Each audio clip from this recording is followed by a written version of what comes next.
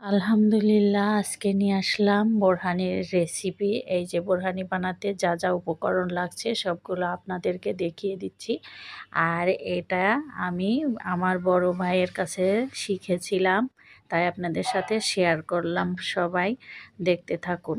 সবগুলো উপকরণ আমি একে একে এর ভিতরে দিয়ে দিচ্ছি।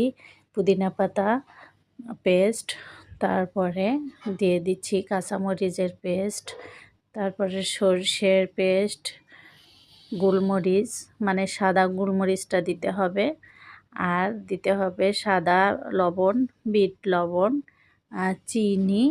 এগুলো দিয়ে ভালোভাবে মিক্সড করে নিতে হবে। আর সাথে কিন্তু ম্যাগি মশলা দিতে ভুলবেন না।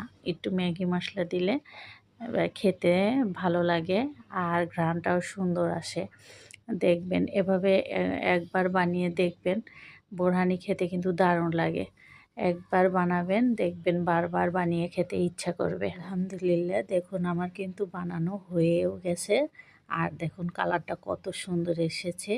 এই দেখুন এবার কিন্তু আমার পরিবেশনের পালা।